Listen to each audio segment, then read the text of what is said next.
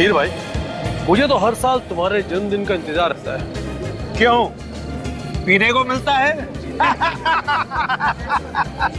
यार साल में एक बार तुम्हारे जन्मदिन पर पीता हूँ और उसी का तुम मुझे ताना दे रहे हो। यार तुम तो बुरा मान गए। मैंने तो मजाक किया था। अच्छा मेरा बर्थडे गिफ्ट कहाँ है? जल्दी निकालो। ये लो तुम्हारा गिफ्ट। Thank you. अरे वीर भाई, तुम्हारे बिजनेस पार्टनर याचन नहीं दिखाई दे रहे, कहाँ पर है? यहाँ पे ही होंगे। वो है अपने परिवार के साथ। जाओ मिल लो।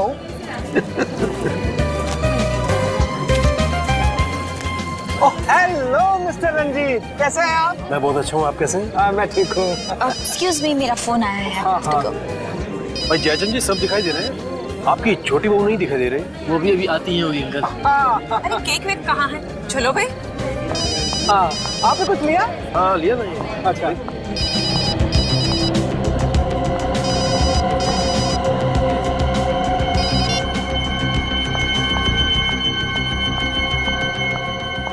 तुम ऐसा कैसे कह सकते हो?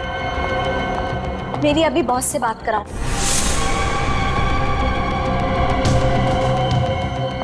अरे ये सब गलत हो रहा है, बात कराओ मेरी बॉस से अभी।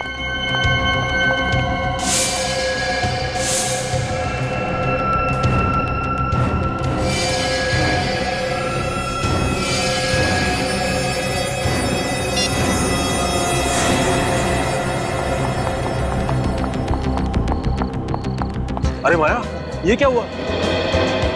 किसको क्या हुआ अंकल? अरे मैं किसी की बात नहीं कर रहा हूँ, मैं तुम्हारे चेहरे की बात कर रहा हूँ। ये तो बस।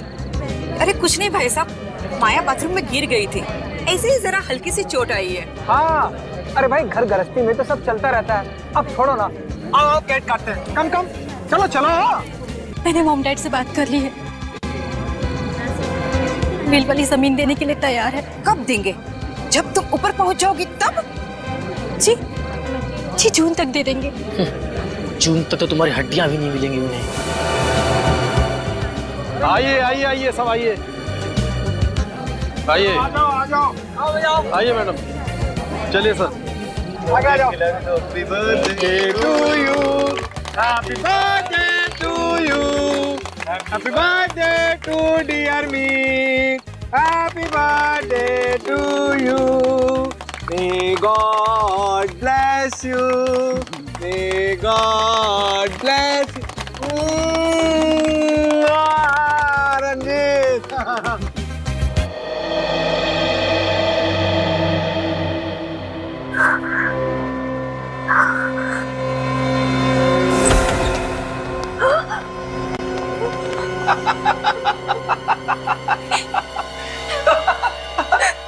क्या हुआ? क्या हुआ माया बेटी? नींद नहीं आ रही क्या? उससे तुम्हारे आंसू नहीं देखे जाते, इसलिए मैं सोचता हूँ कि तुम्हारे इस रोज रोज के रोने धोने के झंझट से हमेशा हमेशा के लिए मुक्ति दे दूंगा। प्लीज मुझे मत मारिए, आपको पैसे ला दूंगी, ला दूं पैसे। अरे मगर जून तक इंतजार कौन करेगा? हाँ, मैं फिर से कोशिश करूंगी, मैं मॉम डैड को बोलूंगी, वो जून से पहले पैसे ला देंगे। नहीं, अब तक तुमको मना नहीं पाई, अब क्या मनाएगी? चल चल आप क्या क्या हाथ जोड़ती हो? कोई फायदा नहीं अब, झगड़ जाएगी।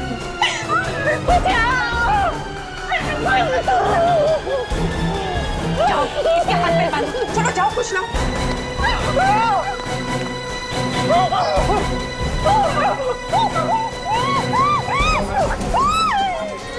कस के मार। खड़ी रहे चुपचाप। अरे जल्दी कर।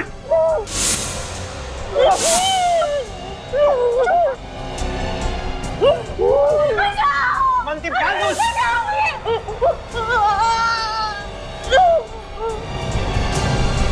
सुना दमयंती, इसे यहाँ नहीं मारेंगे। ऐसा करो, इसे जल्दी से गाड़ी में डालो, जल्दी। रुक जाओ, रुक जाओ, रुक जाओ। ये क्या कर रहे हो तुम लोग? मुंह बंद रख अपना। नहीं, ये सब गलत है। मैं कहीं नहीं लेके जाने दूंगी इसे। अरे चलो हटो सामने से, चलो चलो, इसे यही बंद रहने दो, इसे तो हम आके बाद में निपटेंगे। चलो चलो, बचाओ बचाओ, कोई तो बचाओ उसे, कोई तो बचाओ, खोलो दरवाजा, खोलो, कोई तो बचाओ, बचाओ उसे, खोलो।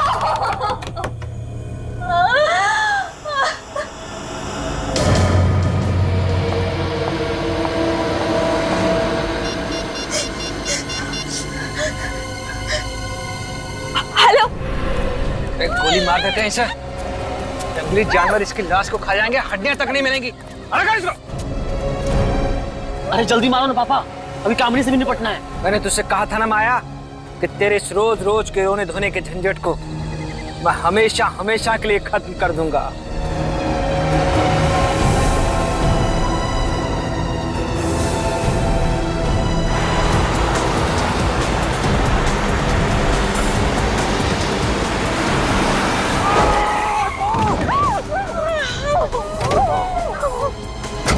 अरे मुझे छोड़ो, उसे पकड़ो, नहीं तो सब के सब मारे जाएंगे। चलो।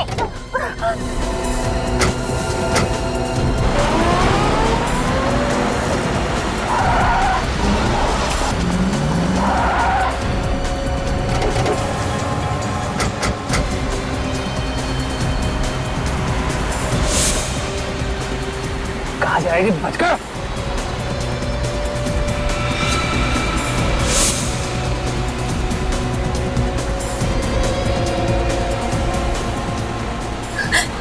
दीदी, दीदी आज मेरी मौत होके रहेगी। हिम्मत रखो, मैं हूं ना तुम्हारे साथ। जल्दी चलाओ ना। फूंक दो पापा, जल्दी करो पापा। एक बार मुझे मौका मिलने दो। कामिनी को भी मार दिया होता उसी वक्त तो आज ये नौबत ही नहीं आती। रोक दे दोनों को, लगेगा साला दोनों एक्सीडेंट में मारी गई।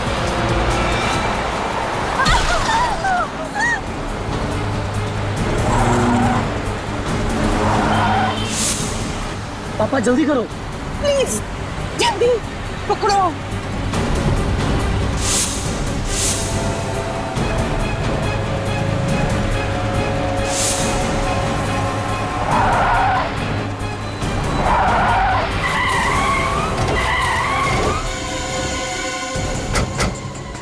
विवेक पूर्वी, तुम लोग उस गाड़ी पे देखो, बहुत तमाशा हो गया। चलो देख लो बात। चलो चलो चलो, सामने चलो चलो।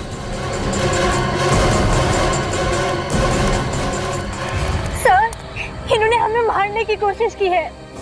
दोनों को ये माया और मैं कामिनी, मैंने आप लोगों को फोन किया था और ये हमारे सास ससुर है, वो माया का पति है और वो मेरा पति। ये सब लोग मिलकर हम लोगों को दहेज के लिए मारना चाह रहे थे। ओह, तो ये बात है। हम इन्हें जल्दी से हॉस्पिटल ले चलते हैं। हाँ विवेक, ले जाओ। मैं ठीक हूँ, मुझे सिर्फ हल्की सी खरोच आई है। ठीक है, आप चलिए हमारे साथ। पूर्वी चलिए। आइए आप लोग, चलिए। और जेल में बैठ के अब दहेज का हिसाब किताब कीजिएगा। चलिए चलिए, बैठिए। डॉक्टर साहब, अब माया की तबीयत कैसी? घबराने की बात नहीं है, गोली शरीर को छूते हुए निकल गई है, अभी बेहोश हैं, बहुत जल्दी होश आ जाएगा। फिर भी डॉक्टर साहब, कितना वक्त लगेगा उसे ठीक होने में? अब कम से कम 1 हफ्ता तो लगेगा ही। कम से कम 1 हफ्ता लगेगा। सचिन, तुम और पूर्वी यहीं पर रहो। डॉक्टर साहब, एक बात बताइए, गोली के अलावा और भी कोई घाव या कोई निशान है माया के शरीर पर? नहीं, घाव तो नहीं, मगर मारने पीटने के निशान हैं शरीर पर। अच्छा, मारने पीटने के लिए? जी। जिंदगी नरक बना दिया मेरी बेटी का उन लोगों ने सर। इतना दहेज दिया फिर भी मारते थे। वो दहेज के लिए माया को मारते थे, तुम्हें पता था? जी।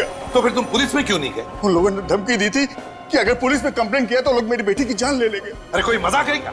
बेटी की जान ले लेंगे? तुम चुप बैठे इसलिए उस पर वो जुर्म ढाते रहे।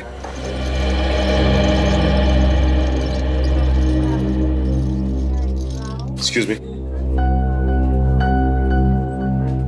ठीक है जाइए।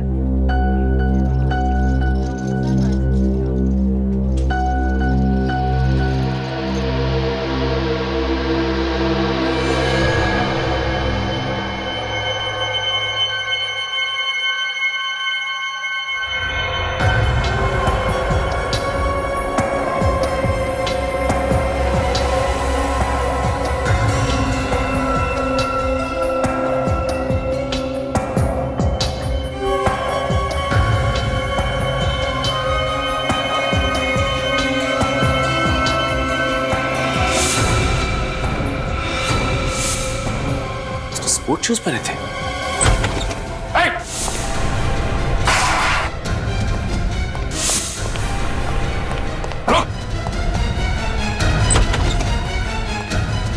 क्या हुआ पूरी? से किसी ने माया पे हमला किया। माया पर हमला किया?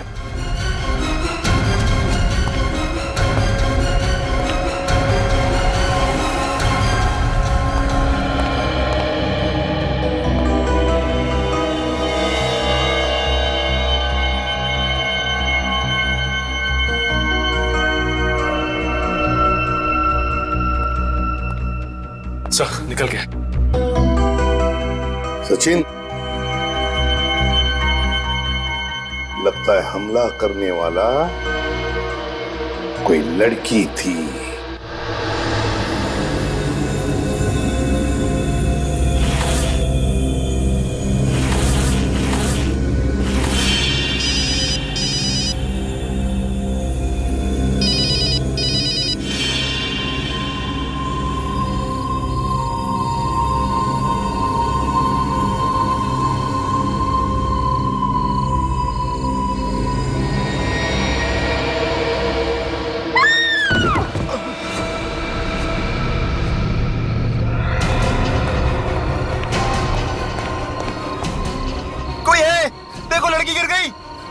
ऊपर से लड़की गिर गई।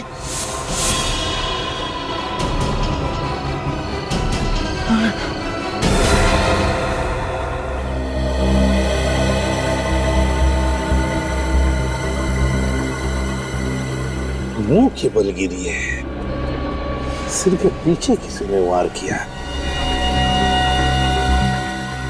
पलटाओ इसे।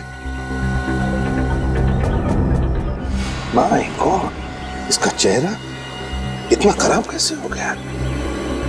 पूरी तरह से टूटा है चेहरा, फ्रैक्चर हुआ। देखो जरा, और भी कोई चोट है क्या? अच्छी तरह से देखो।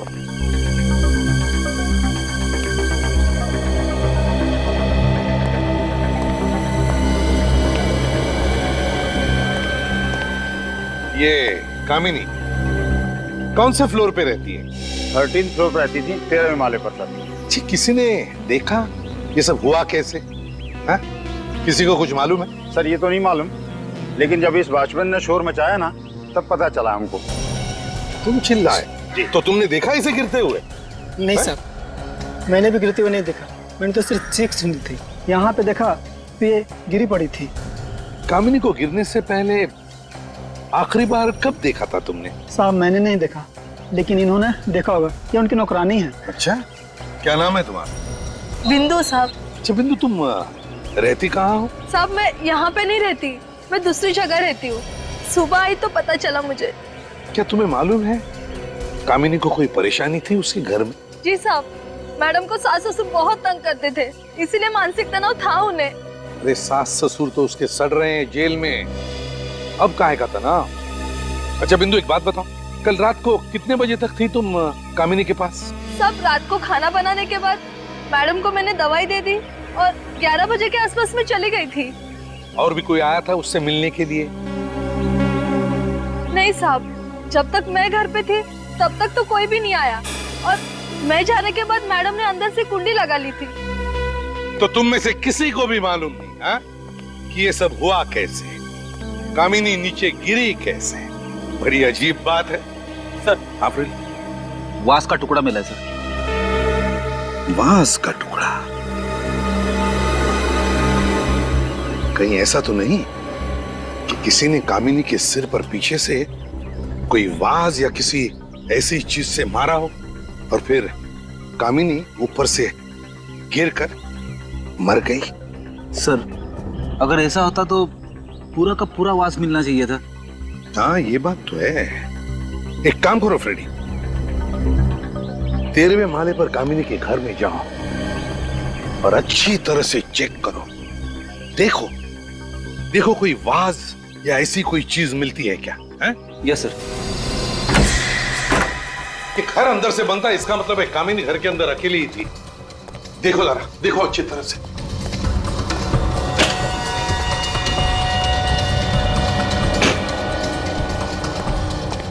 ये क्या है? तो सामान पैक करके रखा हुआ है। शायद कहीं जाने की तैयारी थी। हाँ, लग तो ऐसा ही रहा है। कहाँ जाने वाली थी कामिनी? नहीं साहब, मुझे तो कुछ बोला नहीं मैडम ने, और ये बैग भी मेरे सामने नहीं पैक की है उन्होंने। सर, अगर कामिनी बाहर जाने वाली थी तो उसने आत्महत्या यहाँ पे क्यों की? बाहर भी कर सकती थी। वही तो फ्रेडी, वही तो। ये कोई आत्महत्या नहीं है, कुछ और ही चक्कर है। इस बैग को तुम अच्छी तरह से चेक करो, देखो कुछ मिलता है क्या। है? Yes sir.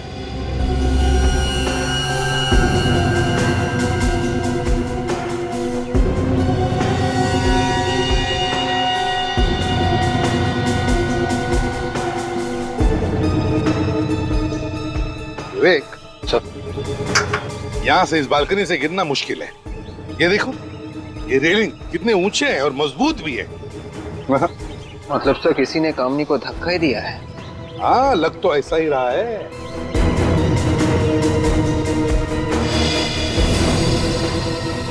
ये क्या है विवेक? जरा हटो।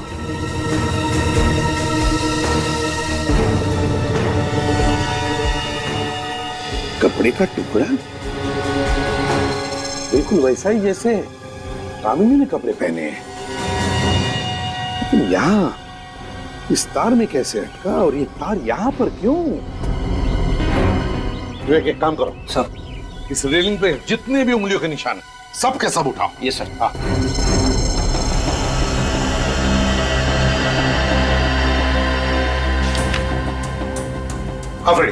फाइल मिली बैग में से।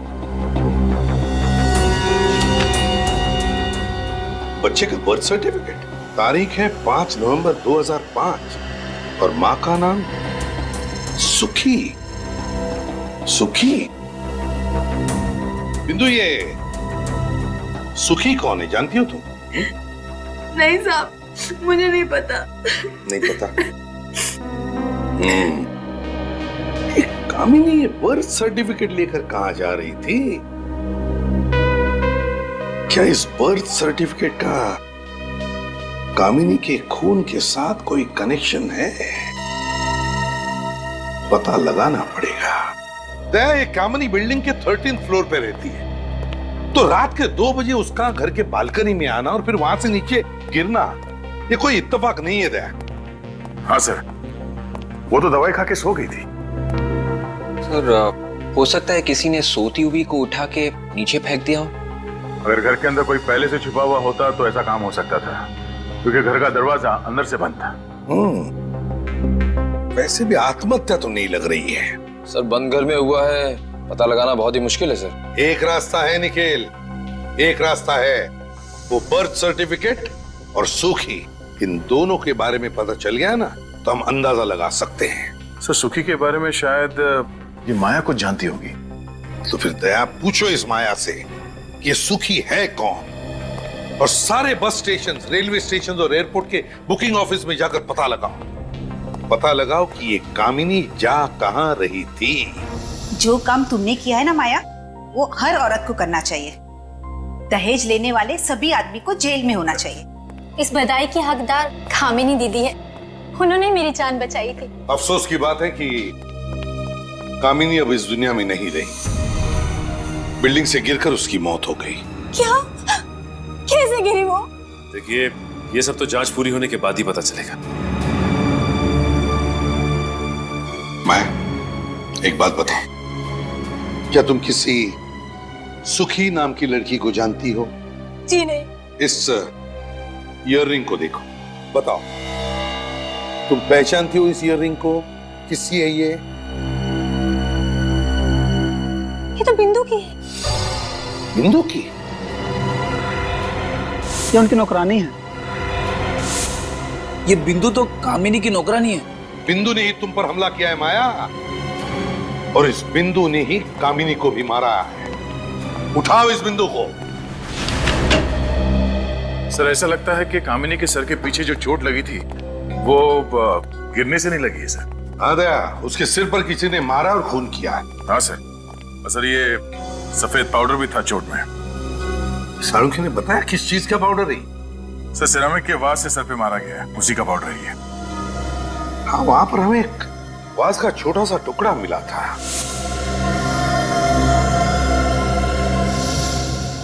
पूरा घर ढूंढने पर भी वो बचा हुआ वाज कहीं पर भी नहीं मिला। तो फिर गया कहां वो वाज? विवेक, वो वाज का टुकड़ा दिखाओ। Yes sir. सर अगर इस वाज से उसके सिर पे मारा है तो फिर वही सवाल, मारने के बाद वो आदमी घर से बाहर गया कैसे? दया,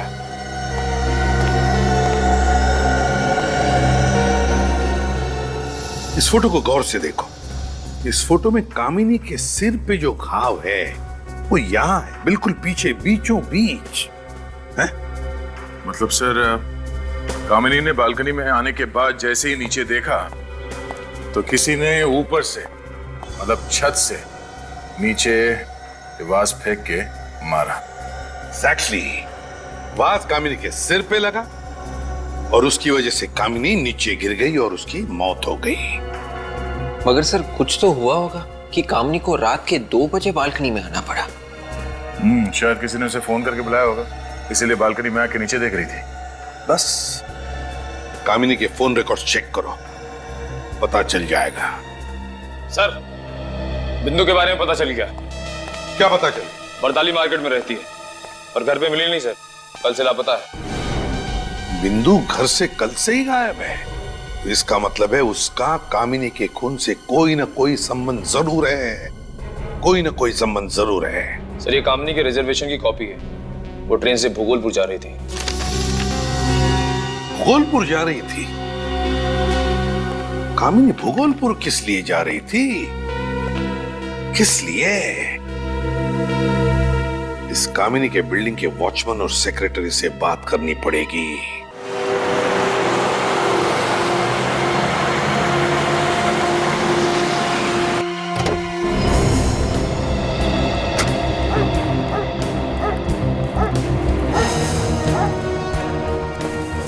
छोटा सा गांव है, हो सकता है कामिनी किसी रिश्तेदार से मिलने आने वाली थी। क्यों? उसका घर नहीं हो सकता यहाँ पे? हाँ सर ये भी हो सकता है, कोई पहचान लो।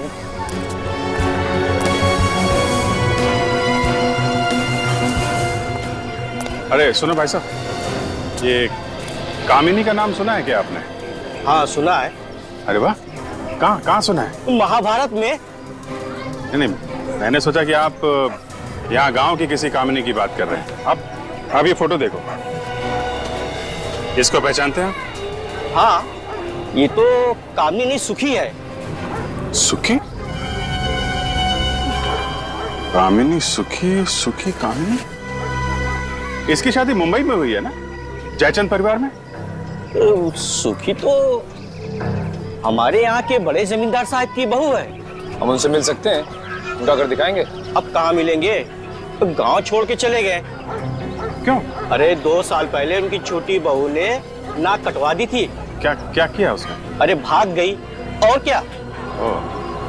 अच्छा, जमींदार साहब के परिवार में कोई है क्या जिनसे हम लोग बात कर सकें? तो कोई नहीं, हवेली तो खाली पड़ी हुई है। हवेली खाली पड़ी है?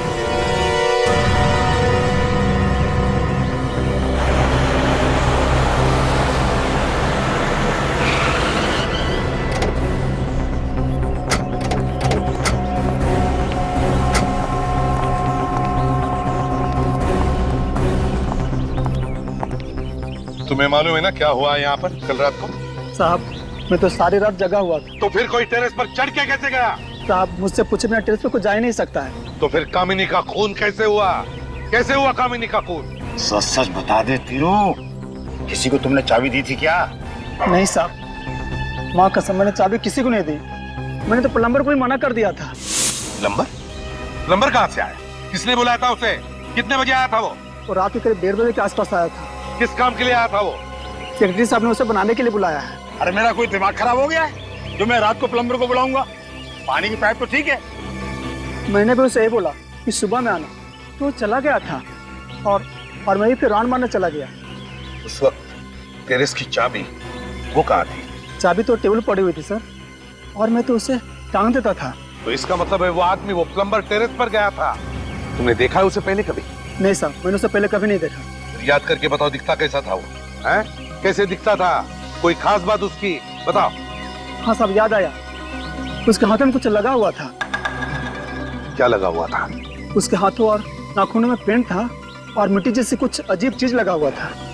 हाथ और नाखूनों में पेंट और मिट्टी, पेंट और मिट्टी, पेंट और मिट्टी, मिट्टी के बर्तन, मिट्टी के बर्तन। सर हाँ, ये बिंदु भी वहीं पे रहती है जहां पे मिट्टी के बर्तन बनते हैं। ओह, बिंदु वहीं पर रहती है जहां पर मिट्टी के बर्तन बनते हैं। तो इसका मतलब है कि कामिनी का खून बिंदु और उस प्लम्बर ने ही किया है।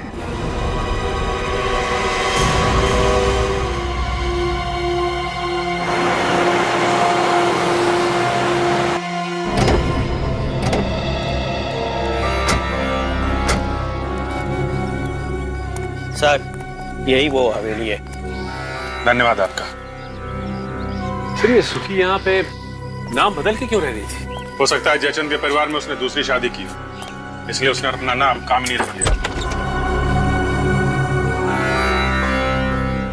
घर को अच्छी तरीके से चेक करो, देखो कोई काम की चीज मिलती है क्या।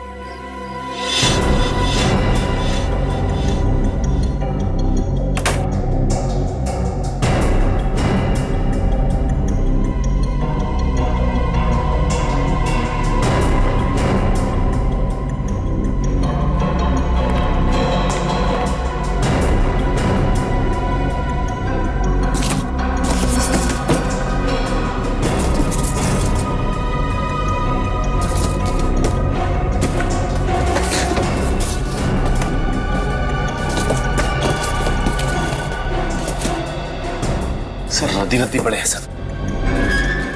एक एक पेपर आराम से चेक करो, शायद कोई काम की चीज मिल जाए।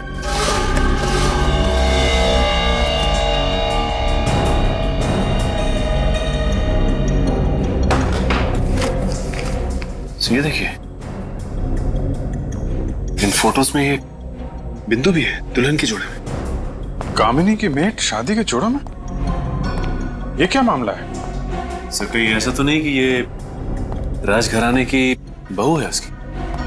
हो सकता है, मगर यहाँ बिंदु कामिनी के अलावा ये तीसरी औरत भी है। कहीं यही छोटी बहू तो नहीं जो भाग गई थी?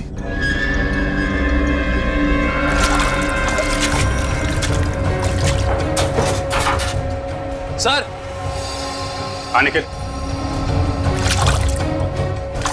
सर ये देखिए, कंकाल, औरत का कंकाल है। ये कहने तो बिल्कुल वैसे हैं जैसे इस औरत ने पहने हुए हैं। ये देखो,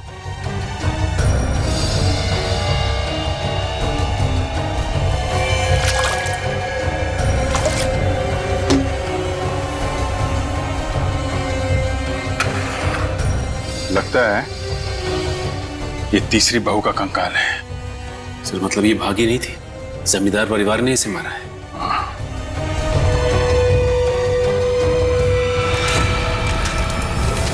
सर धुआं चारों तरफ, आग लगी लगता है।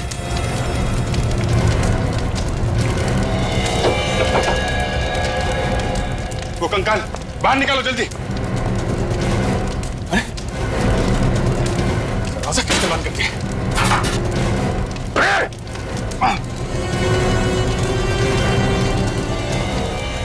कौन उधर?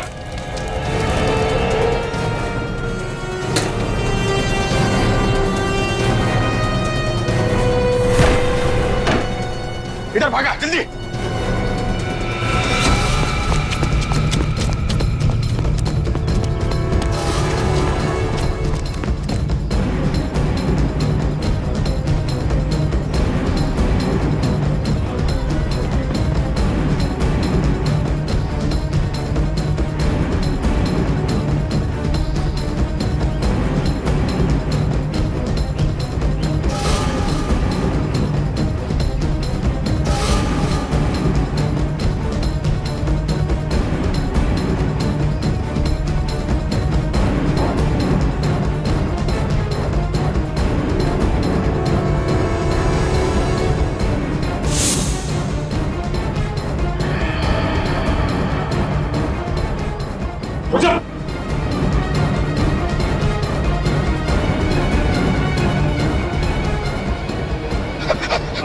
रख नहीं तो गोली मार दूंगा।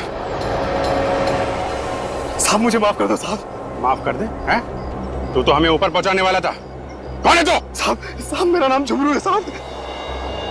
लेकिन तुम मारना क्यों चाहता था? साहब मुझे जमींदार साहब ने हुक्म दिया था कि अगर कोई भी हवेली में घुसता है और कोई चीज ढूंढने की कोशिश करता है तो उसे जान से मार दो। अच्छा, कहाँ है तेरा ये बड़ा जमींदार? साहब पता नहीं वो कहाँ है साहब, लेकिन उन्होंने मुझे पैसे देके गए हैं और कहा है कि हवेली का और बच्चे का ख्याल रखना साहब।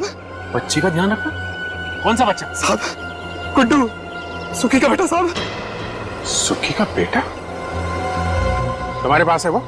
हाँ साहब। चलो दिखाओ, लेके चलो इसे। सचिन, पुलिस स्टेशन से पता करो छोटी बहू के गायब होने की कोई एफआईआर लिखवाई गई है क्या, और उसके मायके वालों को इन्फॉर्म करो। आइए, बैठिए।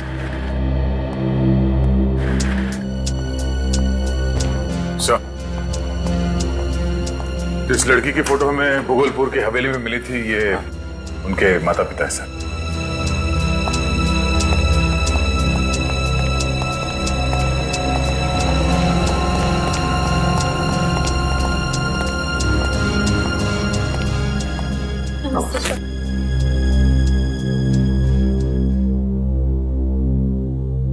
देखिए इन गहनों को, बताइए क्या ये गहने आपकी बेटी के हैं?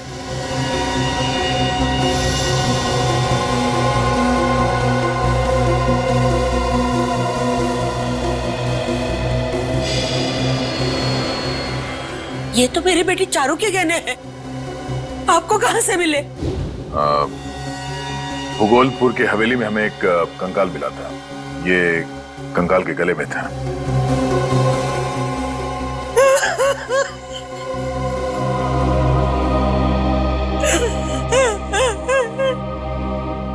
मुझे मालूम था मेरी बेटी भाग नहीं सकती। ये उन पेड़ियों का काम है, उन्होंने उसे मार डाला, उसका खून किया। किन लोगों की बात कर रही हैं आप? चारू के सास ससुर, उन्होंने ही हमारी बेटी को मारा और फिर घर छोड़कर भाग गए।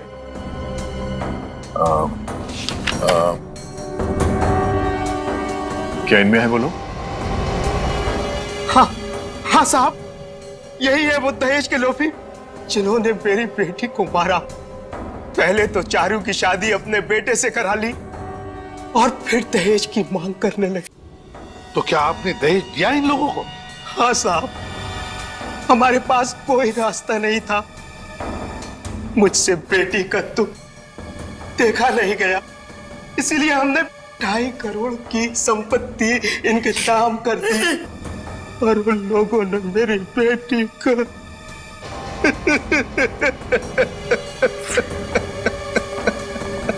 सर, ये तो वैसे ही मामला जैसे जयचंद ने माया के साथ किया। हाँ दया, बहुत बड़ा गैंग है ये। लोगों को उनकी बेटियों की शादी की लालच दिखाकर दहेज के नाम पर धन ऐंठते हैं ये लोग। सर, हाँ सर, जिस रात कामनी का खून हुआ था उस वक्त की कॉल डिटेल्स।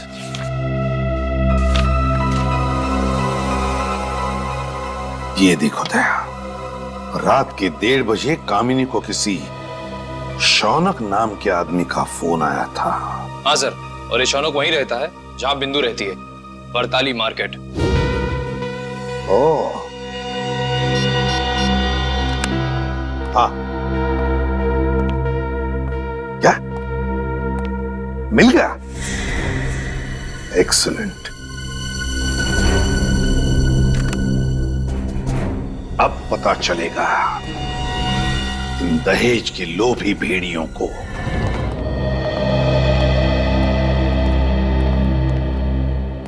गुड्डू,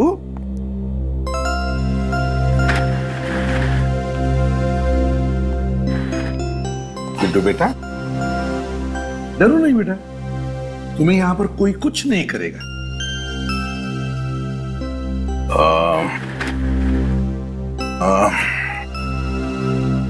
बेटा, हमसे दोस्ती करोगे?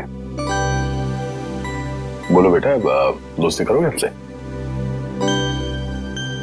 बहुत अच्छी अच्छी जगह घुमाने ले जाएंगे तुम्हें और बहुत सारे चॉकलेट्स भी खिलाएंगे। सच? चॉकलेट चॉकलेट तो है मेरे पास। गुड्डू, हम तुम्हें कुछ सवाल पूछेंगे, जवाब दोगे?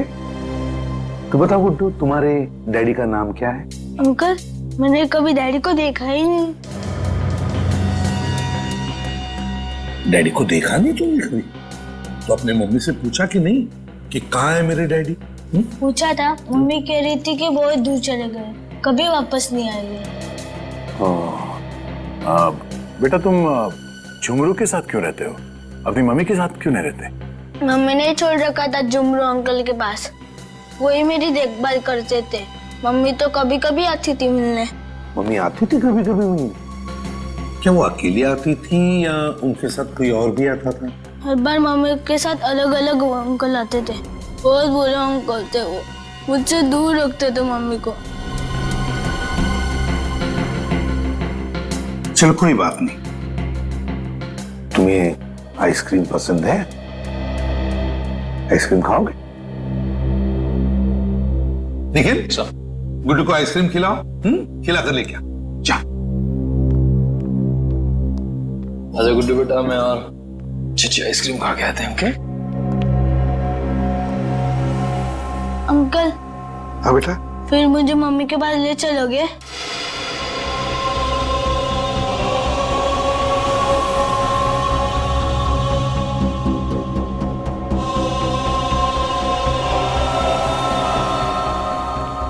हाँ बेटा गुड्डू, जरूर तुम्हें तुम्हारे मम्मी के पास ले चलेंगे। पहले आइसक्रीम तो खाकर आओ। जाओ। चलो, अच्छी अच्छी आइसक्रीम खा के आते हैं।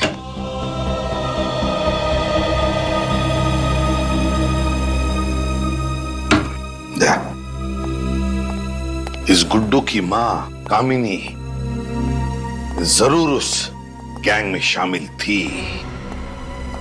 हो सकता है कामिनी इस गैंग में मिली भी हो, मगर ये काम कोई उसे जबरदस्ती करवा रहा था, तभी तो बेचारी मारी गई।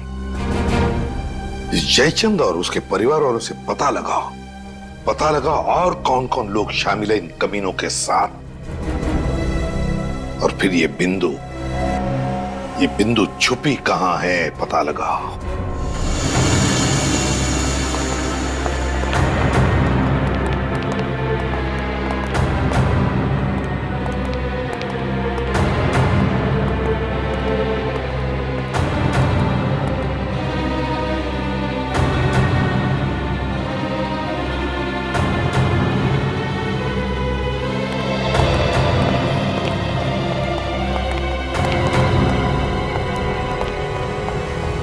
क्या हुआ है?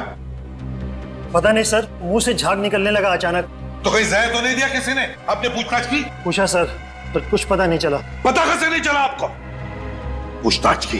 पूर्वी, इन लोगों के साथ हॉस्पिटल जाओ पूर्वी। यहाँ पर कौन जहर दे सकता है? अच्छा, कौन आया था इनसे मिलने? नहीं सर। लगता है किसी ने खाने में ही जहर मिलाया सर। सर, अगर खाने में जहर होता तो और लोगों को भी तो तकलीफ होती। कुछ भी बोले जा रहे हो, समझ कर ना समझ बनने की कोशिश कर रहे तो जानबूझकर जहर दिया गया उन लोगों को, समझते हैं आप? खाना कौन बना था यहाँ पर? बुलाओ उसे। खाना बनाने वाले को लेकर क्या? अरे खाना परोसा कहाँ जाता? कहाँ परोसा जाता है? जल्दी बताइए। सर, वहां। ये सर। ये इसमें चावल है, दाल,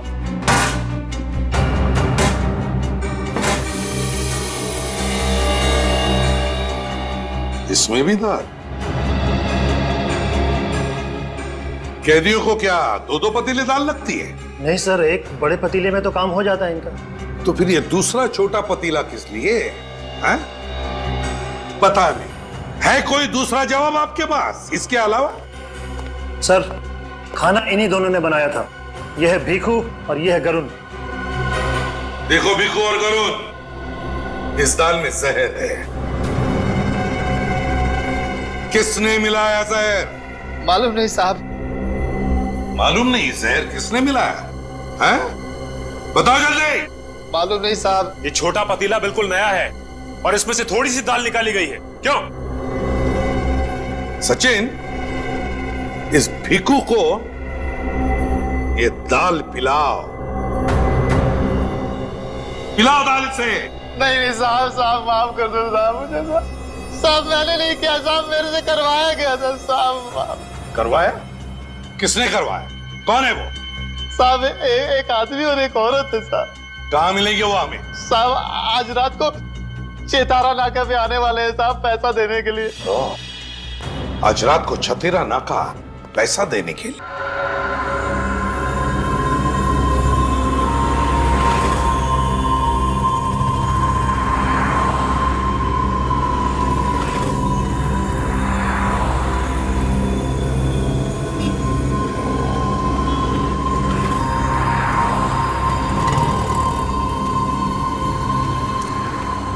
गुड जॉब भिखू, बहुत अच्छा काम किया। सांप भी मर गया और लाठी भी नहीं टूटी। अरे अरे, पैसे तो मैं घर ही भूल गई। कोई बात नहीं, पैसे के अलावा और बहुत कुछ लेकर आए हैं हम तुम्हारे लिए। सॉरी भिखू, कहा सुना सब माफ कर देना। बहुत अच्छा काम किया तुमने। ऊपर मिलेंगे ना तो पाई पाई का हिसाब करेंगे। ऊपर का हिसाब तो ऊपर होगा, पहले यहाँ का हिसाब तो कर लें।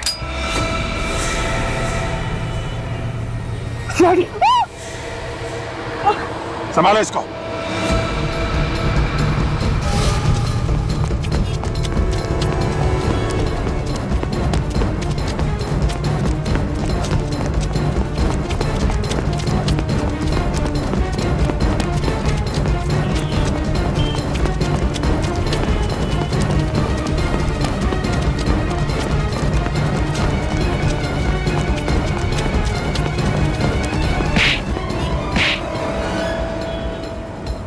क्यों भागा?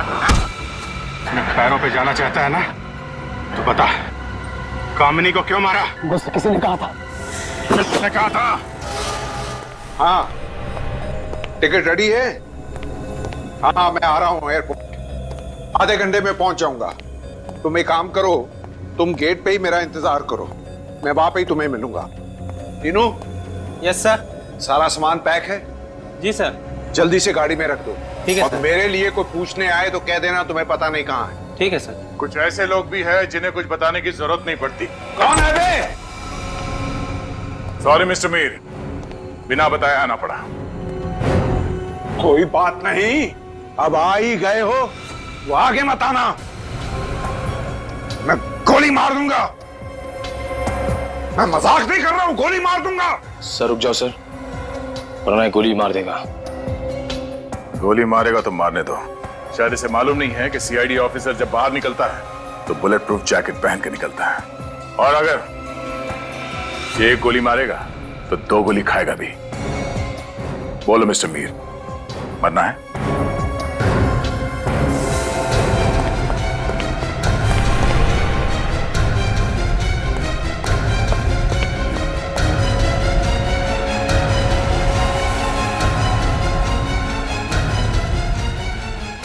मिस्टर मीर, रास्ता उस तरफ है, चले। मुझे छोड़ दीजिए सर, मुझे माफ कर दीजिए। सीआईडी को गन दिखाएगा तू? सीआईडी को?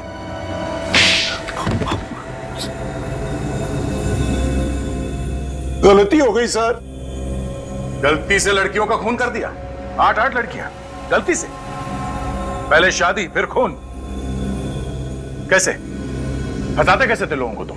सर, हम जिस शहर में जाते थे हम दिखाते थे कि हम बहुत अमीर हैं, बहुत शान और शौकत है हमारे पास, और लोगों को लगता था कि कोई बड़ा खानदान आया है। जी, अमीर लोगों के साथ जान पहचान बढ़ाकर हम अपने बेटे की शादी का प्रस्ताव रखते थे।